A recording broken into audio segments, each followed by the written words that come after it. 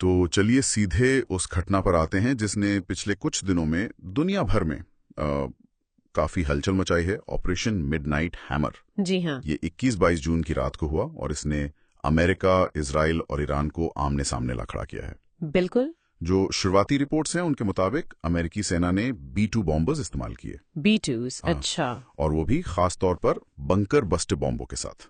हाँ। ईरान के जो सबसे महफूज माने जाने वाले अंडरग्राउंड परमाणु ठिकाने हैं ना, जैसे फोर्डो, फोर्डो, तो उसे निशाना बनाया गया और नतांज और इस्फहान पर टोमाहॉक मिसाइलें भी दागी गईं। और राष्ट्रपति ट्रम्प का बयान भी आया था इस पर। हाँ, उन्होंने इसे एक शानदार सैन्य सफलता कहा। दावा तो ये किया कि ठिकाने पूरी तरह नष्ट हो गए हैं। हालांकि कुछ स्वतंत्र विश्लेषण है सैटेलाइट तस्वीरों के आधार पर जो नुकसान के इस दावे पर थोड़े सवाल उठा रहे हैं। मतलब कितना नुकसान हुआ ये अभी पूरी तरह साफ नहीं है। अच्छा, और ये सब हुआ क्यों? मतलब वजह क्या बताई जा रही है? देखिए, जो जानकारी सामने आ रही है वो इशारा करती है ईरान के यूरेनियम संवर्धन कार्यक्रम की तरफ। उस पर अंतर्राष्ट्रीय चिंताएं बढ़ रही थीं, खासकर इजराइल काफी मुखर था और कुछ खुफिया रिपोर्ट्स भी थीं जिनमें कहा गया कि ईरान शायद गुप्त रूप से परमाणु गतिविधियां कर रहा है। तो ये सिर्फ शक नहीं था, मतलब कुछ ठोस इनपुट्स थे। हाँ, कुछ सूत्रों के अनुसार ये महज शक से ज्यादा था। इसी वजह से ये एक तरह का समन्वित हमला लगता है, इजराइल के साथ मिलकर। और ईरान ने फौरन प्रतिक्रिया दी है ना? बिल्कुल फौरन, लगभग तुरंत इजराइल पर मिसाइलें और ड्रोन हमले किए गए। अच्छा। शुरुआती रिपोर्ट्स तो यही थीं कि आयरन डोम ने ज्यादातर हमलों को नाकाम कर दिया और नुकसान सीमित रहा। लेकिन इस जवाबी कार्रवाई ने तनाव को, आप कह सकती हैं, एकदम से बहुत ज्यादा बढ़ा दिया। ये सिर्फ एक सांकेतिक हमला नहीं था, ये एक सीधा संदेश था ईरान की तरफ से। सही कहा, एक स्पष्ट संदेश। और इसी तनाव के माहौल में अमेरिका ने अपने नागरिकों के लिए वर्ल्ड वाइड कॉशन भी जारी कर दिया। हाँ, और ये सिर्फ कोई ट्रैवल एडवाइजरी नहीं थी। नहीं, इसमें साफ तौर पर जिक्र था कि साइबर हमलों का खतरा बढ़ गया है और अमेरिकी हितों पर सीधे हमले हो सकते हैं। बिल्कुल। और एनालिस्ट के बीच अब ये बहस छिड़ गई है कि क्या ये यहीं रुक जाएगा या फिर ये किसी बड़े क्षेत्रीय युद्ध की शुरुआत है, जैसे पहले भी देखा है हमने 1973 में या 2003 में।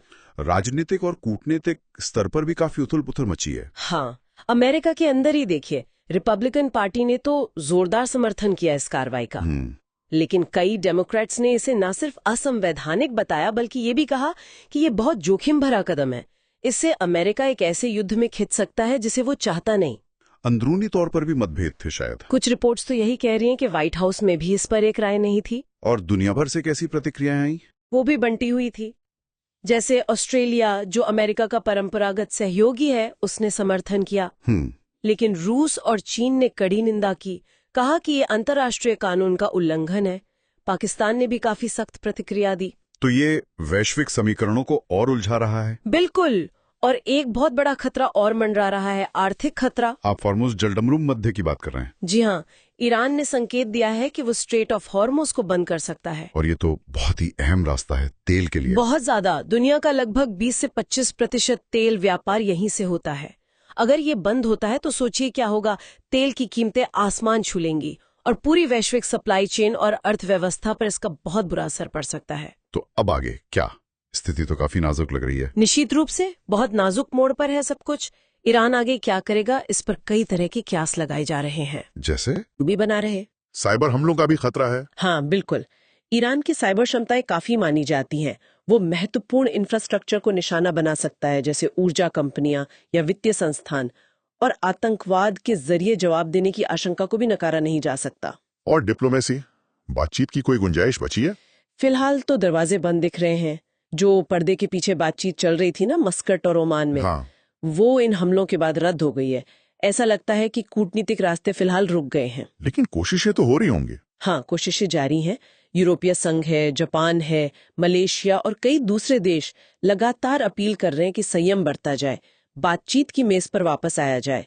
पर इस माहौल में उनकी सुनेगा कौन, ये बड़ा सवाल है। तो कुल मिलाकर ऑपरेशन मिडनाइट हैमर हुआ ईरान के परमाणु ठिकानों पर। ईरान ने जवाब दिया इजराइल पर हमला करके।